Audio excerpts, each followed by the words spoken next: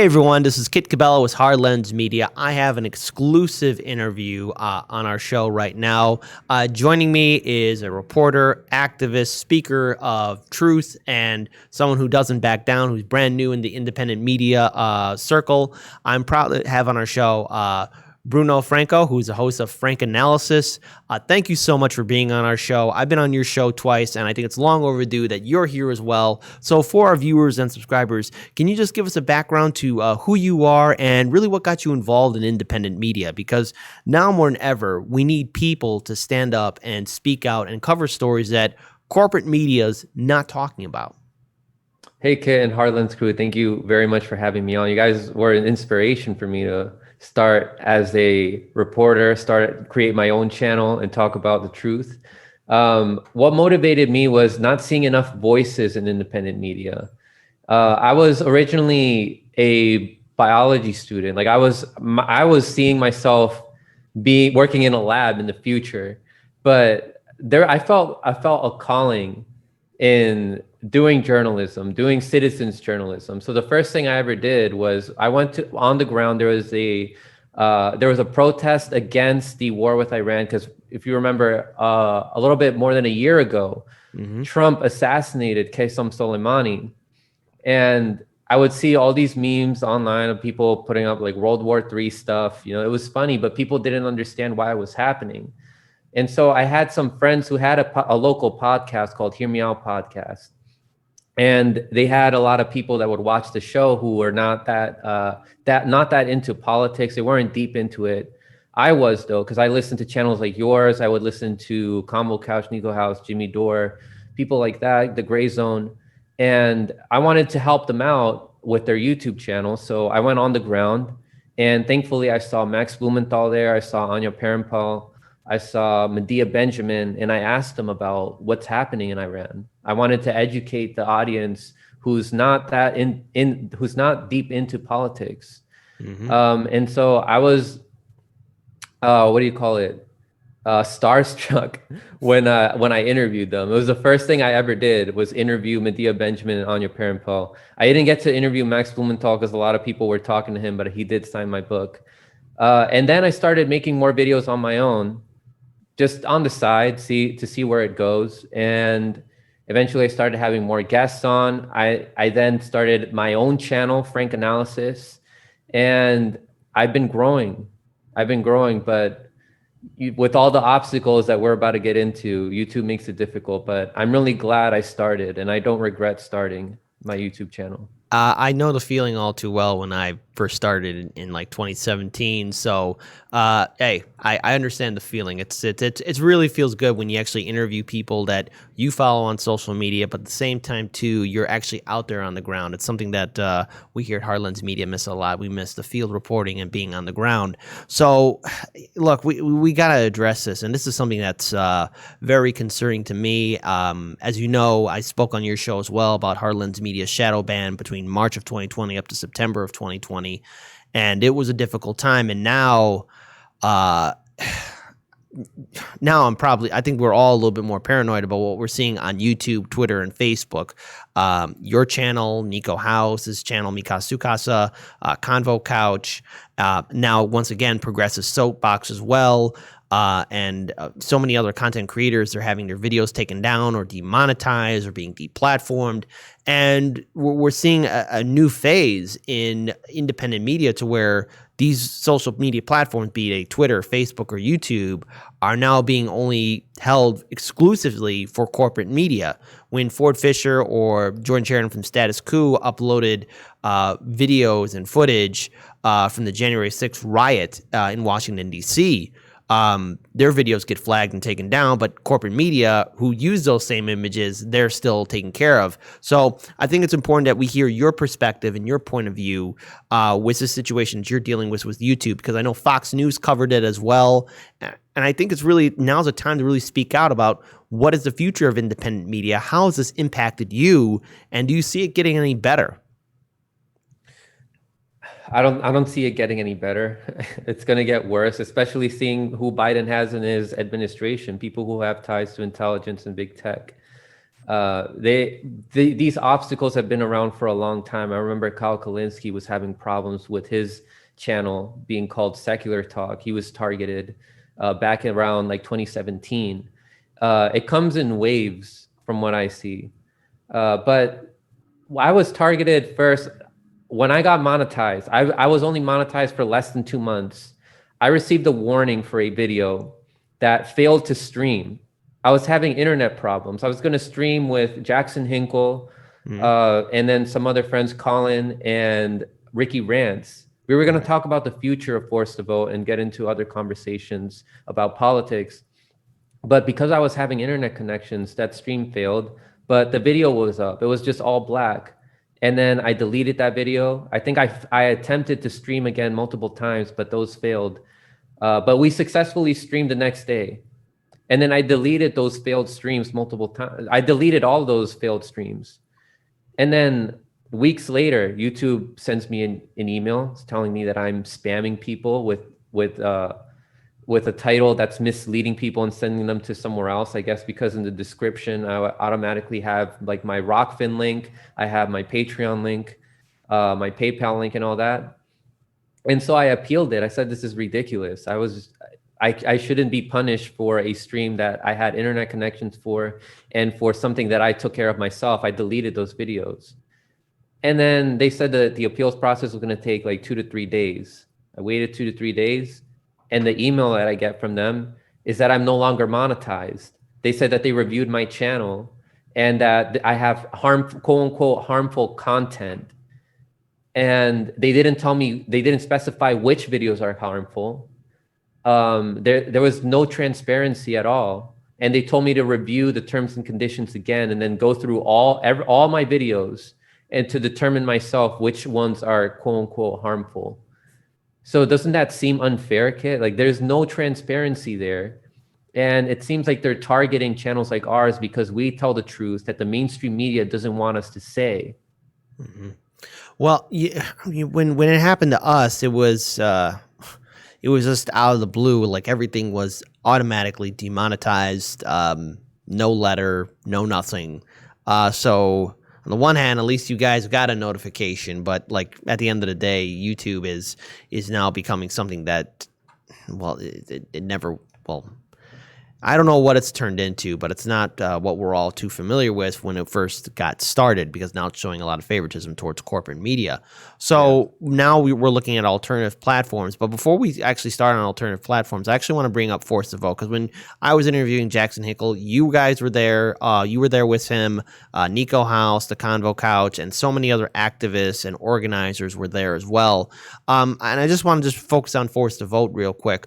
For our viewers, why did the Force to Vote movement matter to you? Why were you there in solidarity with all those other people calling for a Force to Vote so that, you know, we can at least get the vote for Medicare for all on the House floor? Why did it matter to you? Because we live in the richest country that the world has ever seen, and it's absolutely ridiculous that we do not have free healthcare in this country. Meanwhile, all these other developed countries have free healthcare, and even developing countries have universal healthcare. And now with the pandemic, people were suffering even more because they were losing their jobs, which they had their healthcare tied to it. And these people are suffering. You know, people are in debt. Like not only are they suffering with their health, but they're also suffering financially. And then that exacerbates their health even more because they can't get the right nutrients. They can't pay for medication. And you know, I've had family members that have passed away because of we had so much debt. We didn't have we didn't have enough money to get the proper treatments to treat certain diseases that could have been curable in other countries. Yeah. And that's like it was personal to me in that way. And I don't want anybody to go through that. And seeing as how we finally have progressives who ran for Medicare for all, right after Bernie Sanders had, I guess he helped raise the consciousness of why it is possible to have Medicare for all in this country. We finally have these progressives, and then they don't withhold their vote from Nancy Pelosi on the condition for something like Medicare for all. Like, it's not that hard to do. Like, withhold your vote from Nancy Pelosi until we get Medicare for all up for a vote. And it's the same condition for anybody, like whoever it is, McCarthy, somebody, Barbara Lee, whoever it is, if they're not going to be if they're not going to put Medicare for all up for a vote, then it's no vote. That's why we got all these progressives there, is to put pressure on these politicians. We don't want business as usual. People are suffering and something needs to be done immediately. Mm-hmm.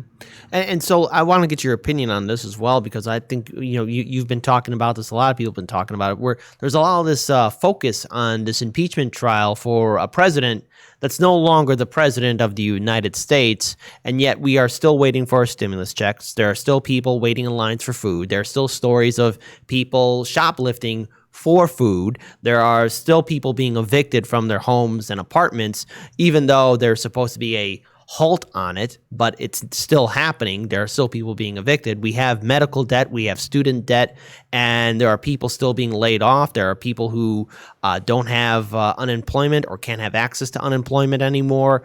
We're living in right now, what we're witnessing firsthand is nothing but distractions, and I think everyone's focusing right now on this impeachment trial. What are some of your thoughts on the actions of some of these progressives that are in office, and some of these Democrats that are in office as well, that are just focusing perhaps on the wrong thing? I understand that Trump, look, he is who he is. He's a horrible human being who should never have been president in the first place, but yet they keep on talking about him and giving him more power by just talking about him. How is impeachment going to solve our problems right now? And think about the reasons for why they're impeaching him. They're not impeaching him for the emoluments clause. They're not impeaching him for those war crimes. I mean, if they were going to impeach him for that, I would be for it. But at the same time, that doesn't mean you can't still fight for Medicare for all. And why don't we be consistent? Why don't we impeach the other presidents that are former presidents that are still alive, who are war criminals, like Barack Obama, George W. Bush, these people that got us into all these wars, Bill Clinton even. Why don't we impeach those presidents too for war crimes? Why don't we impeach Barack Obama for building those cages? And we should impeach Donald Trump for the cages too, because he didn't do anything about it. He continued it. So I think that I really wish progressives that are in Congress, people who call themselves progressives, could focus their energy on fixing systemic issues in our country, like Medicare, like giving us health care, rather than focusing their energy on creating these surface level issues that divide our country, that distract us from these issues, right? Yeah. I really wish that they could concentrate on that. So when it comes down to the Democratic Party, because right now we're going to be soon going into 2022. I mean, right now, 2021, I think everyone's happy that 2020 is over. But the way this year is playing out with the Democrats and how they're dropping the ball, especially let's highlight the stimulus check. I mean, it was supposed to be 2,000, now it's down to 1,400, and we've covered on Hardlens Media a few times where they might negotiate it to be $1,000, and it's promises that are being broken. So, do we rely on the Democratic Party? Can it be reformed, or do we look at another option such as third parties? And even if that's the case, is there any kind of ability to really build a movement? Because we still see a lot of infighting in the left. There doesn't seem to be a real cohesive plan on building and maintaining power, and there's a lot of this false hope in relying on the Democrats to do the right thing, and yet we're still seeing people like Bernie Sanders put in neoliberals into the Biden administration. Neoliberal is a kind word to say, because they're also warmongers, like Lloyd Austin, Antony Blinken. They don't want more wars, and this is who Bernie Sanders votes for. And not only that, but then they support all these leaders that are who will do the bidding of the United States if they get elected into, not elected, but put into positions of power in other countries, like Juan Guaido, like Navalny. This is who AOC is following on Twitter. And there's no opposition to people like Neera Tanden, who is a disgusting human being, who said that we should use Libya's oil to fill in for the US's debt. And then we see AOC like saying, "Hi, Neera," like on Twitter. There's no opposition there. They're being so friendly to people like Nancy Pelosi. Like, this is what we voted for you guys to do. We finally have 15 members in Congress now who ran on Medicare for all, and they won't even fight for that. That's the bare minimum that they could do, and they're not doing it. So I'm seeing that these progressives, when they get elected, they shift to the right. I don't see any hope in reforming the Democratic Party. Mhm. Not even if we applied maximum pressure. That's the thing that we need to do. Apply as much pressure as we can, because they won't feel the urgency to do the things that we voted for them to do. Mhm. But So I mean, when we went to DC for Forced to Vote, I saw it as a success, because even during COVID, we still managed to get people to come there to get to DC from all parts of the country. We saw that there was a petition where more than 40,000 people signed onto it. We saw with the town hall that Jimmy Dore had, there were thousands of people that were watching. So there is some success that's happening there. We just need Mhm. to continue to get the word out, tell people that we need to build communities online and on the ground, Mhm. and pressure these politicians, make them feel the urgency. Because if we just sit back and think that these politicians are going to do all the work for us, we're never going to get anything accomplished. It'll be just like when the liberals fell asleep when we got Barack Obama elected.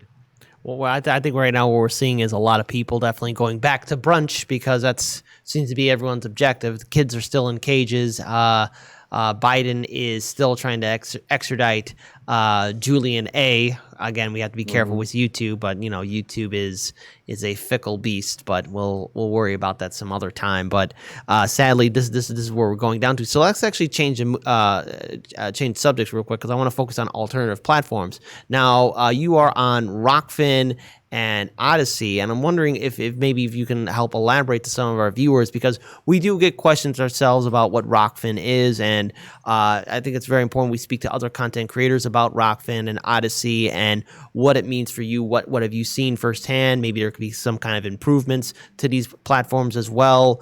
Can you just talk about like what it means to really be on these two platforms, and maybe is this the future of free speech, where we have to walk away from social media platforms that we were once comfortable with?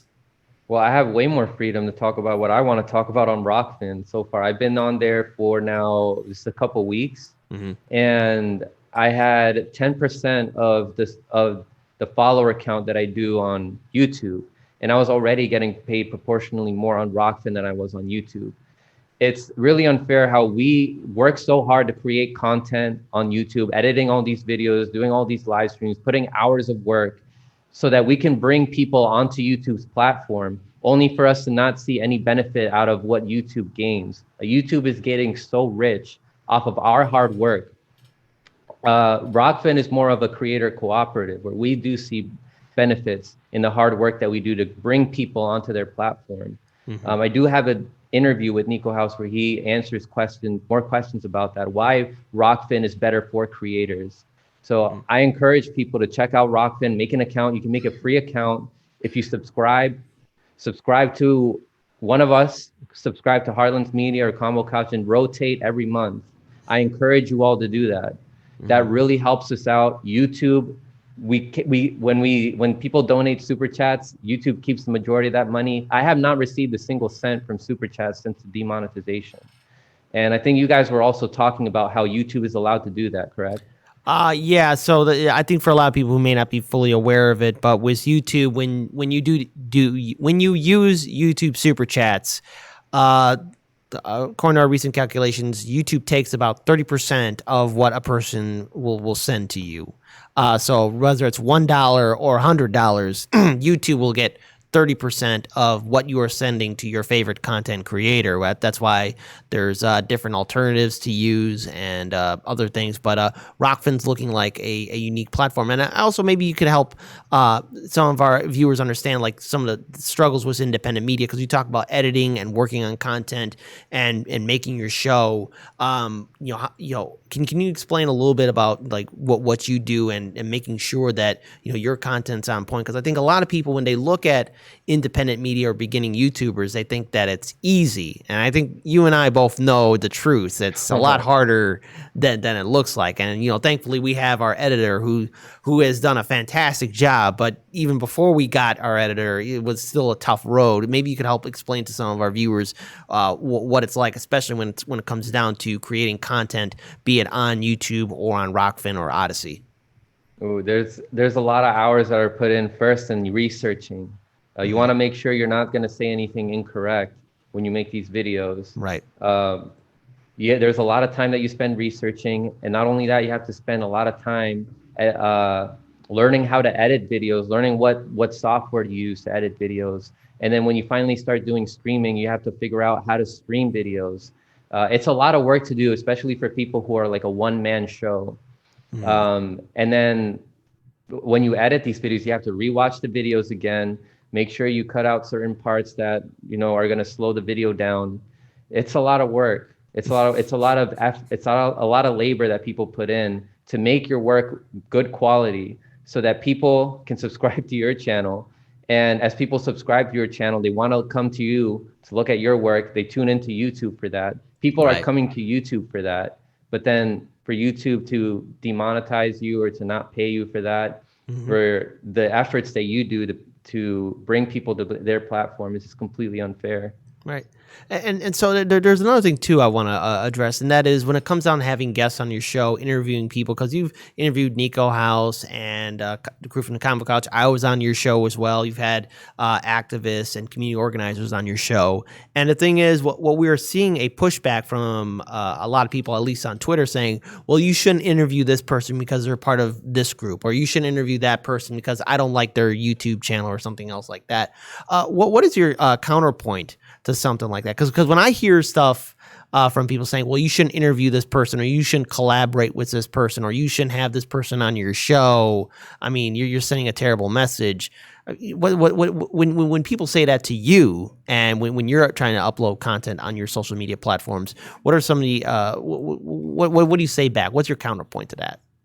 Why shouldn't I bring them on? Like what problem do you have with these people that I shouldn't have them on for? Like what have they said that's so controversial? And if they have said something controversial, then I can challenge them on that. Hmm. But regardless, I'm going to bring them on to talk about objective information. I bring them on to talk about topics that they're experts on. I'm going to be as objective as I can when I bring people on, even if I disagree with them, because in the end, we want unity, right? We're not going to take down the establishment by living in our bubbles and only interacting with people who we agree with on what, like they have to pass the litmus test of agreeing with you on 99% of the issues. That's impossible. And even if there's disagreements, then that's fantastic, because that's an opportunity for you to raise their consciousness and have yourself be understood by them, and so that you can understand them. Hmm. That's how we're going to take down the establishment. Like, we need to understand each other, and we also need to put differences aside, because what's the point in debating all these surface level issues if we don't have a government that represents us? Hmm. Let's focus on taking down that government that doesn't represent us and that represents corporations. And then after we take that down, then let's have these philosophical debates. Right on, right on, and I have to agree with that 100%. And the thing is, like, when you interview, let's say anyone from the Libertarian Party, because we've had libertarians on our show, Mhm. do I agree with any of their policies? No, but if you're running for office as a third party candidate, I believe in third parties. I believe we should have a parliamentary system. So that means if you are libertarian, if you are green, if you was moving for People's Party, if you're with Socialist Alternative, if you were, or if you're independent, non-affiliate, okay, you're running for office. Tell us why. Why are you not part of the two-party system? Why are you not part of the establishment system? Why are you being that counterpoint? I think it's important that we hear these different points of view and different perspectives. And the thing is, like, even then, when it comes down to it, we still see a lot of this infighting. Case in point, I know you and Jackson covered about the recent fallout with moving for People's Party. I mean, but like do you think that there will be any kind of chance to really build any kind of movement? Because again, we still see a lot of the Mm. censorship, we still see a lot of people being deplatformed, we still see a lot of infighting, and no matter what, there seems to be one talking point, and that is it has to be this straight line. You can't go against it, and if you are not willing to hear out the other side, or if you're not willing to compromise your values or points of view, well, then you get canceled.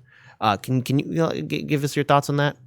Yeah, with the MPP stuff and their fallout with our revolution, there's a lot of nuances there that I would have to revisit. But I cover on the information that I know, and then I linked people to further find out for themselves. I linked statements by people that were involved for people to make up their own minds. We Right. need to have, if we're ever going to succeed with a third party, which I support, like in theory, it's going to have to be organized. It's going to have to be a party that not only is a party and has people like Jimmy Dore, like other big voices, which is what MPP successfully did. They were able to capture these big voices to give them shout outs, to spread the message about them. But we also need a third party that works with on the ground activists. We need them to be in touch and grounded with what's going on. And that's how the message spreads even further. We need to understand how we can communicate with normies. And that's something that activists are really good at doing. So that's the way that I see a third party succeeding. But based off of what I've heard, and I've talked about this on my show, and I've had people who have had experience with Movement for a People's Party. It's disorganized. They need to improve a lot if we ever are to succeed with them. So I mean, I want them to succeed, but they're going to have to acknowledge these criticisms that people like me have about them. Right. And I think now more than ever, we have to actually start pushing back and actually really having a conversation. So I think as a final note for this, and this is going to be a two-part question. One, what do you want to see further on down the road for independent media? What do you want to see people do to get further involved into actually stepping up? Because this is something that I promote on the show. I want to see more people like yourself step up, because it wasn't too long ago I was in your shoes, and I have to give you credit for this. In 1 year, you get to 3,000 subscribers. When we started Hard Lens Media, we were nowhere near that number, not near 3,000. We were near 100. And it's downright devastating for me. I'm upset that YouTube deplatformed, demonetized your content after so much of what you've achieved. I mean, you went further than what we did in our first year. And that really means a lot to me. And I'm really impressed with the work and how much you've grown as an independent reporter, as someone who is not backing down. So what do you want to see further on down the road for independent media? And then number two, where can our viewers and subscribers find you online and on social media? I know you're on Rockfin and Odyssey. I think it's important that our viewers, if they have access to those platforms, where they can find you as well. Well, we need way more unity in independent media. Like, if there's disagreements, it's better for you to have people on your show to talk about them instead of like having Twitter beef with them and then like not bringing them on your show. Right. I understand that there's some things that can cross the line, like if people have been like really racist or have said really personal things to you. But we're never going to agree on everything. Some people are going to be exceptional when it comes to foreign policy, but they might be lacking a little bit on news about COVID. Other people are going to be exceptional in other issues like domestic policy, or I don't know, they're going to be exceptional in civil liberties, but they may be lacking a little bit in economic theory, like about socialism or about history. So that's why audience members, they diversify. And they're fans of multiple shows that have different perspectives. And so what do you have to lose to bring somebody on your show who has a big following? There's audience members, you may have mutual audience members, have them on your show and have them teach you about their perspective.